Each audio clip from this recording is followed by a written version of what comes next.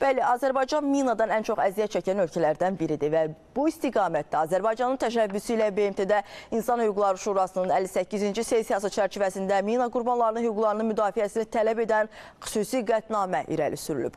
Bugün təşkilatın Cenevra ofisində qətnamənin yüksək səviyyəli paralel müzakirələri başlayıb. Biz indi Cenevraya bağlanırıq. Ətraflı xüsusi müxbirimiz Günay Məmmədova çatdıracaq. Günay, efirdəsiz, buyurun, eşidirik sizi.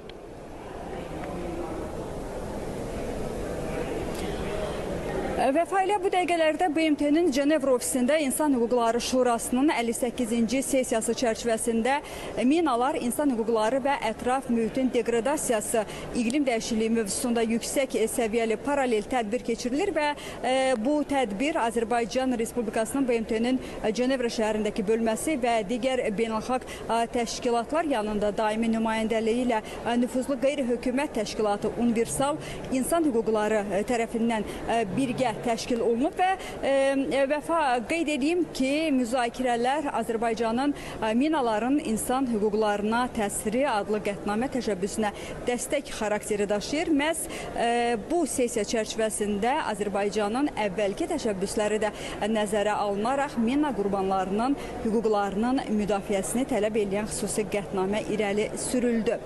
Və bugünkü müzakirələrdə qeyd edeyim ki, Universal Hüquqlar qrupunun İdarə heyətinin üzvü və Sierra Leone'nin BMT-nin Cenevra ofisindəki keçmiş daimi nümayəndəsi səfir Yvette Stevens də iştirak eləyir. Əsas çıxışı minalar və iqlim sülh nöqtəsindəki çətinliklər mövzusunda Azərbaycan Respublikası Xarici İşlər Nazirliyinin xüsusi tapşırıqlar üzrə səfiri Elşad İskəndərov elədi və bildirdi ki, Azərbaycan mina qurbanlarının hüquqlarının müdafiəsində irəliyə doğru atılmış mühüm addım kimi qiymətləndirdiyimiz piyada əleyhinə minaların bütün insan hüquqlarının deməli tam istifadəsinə təsiri adlı qətnamənin ilkin həmmüəlliflərinə qoşulub və qeyd elədi ki, Azərbaycan ərazilərinin təqribən 20%-nin 30 ildən artıq işğal nəticəsində geniş şəkildə minalarla çirklənməsi ilə üzləşmiş bir ölkədir və ərazi bütövlüyünün bərpasından sonra biz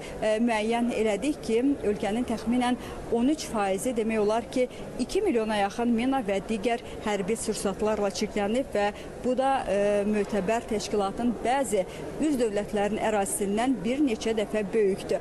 Və daha sonra qeyd elədik ki, qonşu Ermənistanla uzun müddətdir davam edən münaqişənin təxminən 5 il əvvəl başa çatmasına baxmayaraq, vətəndaşlarımız minalarla çirklənmənin nəticəsindən əziyyət çəkməkdə davam eləyir və ölənlərin sayı 383-ə çatıb. Qlobal miqyasda olduğu kimi itkilərin təxminən 80%-ni mülki şəxslər, o cümlədən qadınlar və uşaqlar təşkil eləyir. Və qeyd edeyim ki, hazırda deməli müzakirələr Birləşən Böhranlar, mina təhdidi və iqlim böhranı qarşısında insan hüquqlarının müdafiəsi mövzusu ilə davam eləyir. Belə Vəfa, hələlik mənim çatdıracaqlarım bu qədər. Buyurun, söz sizdə. Əməkdaşım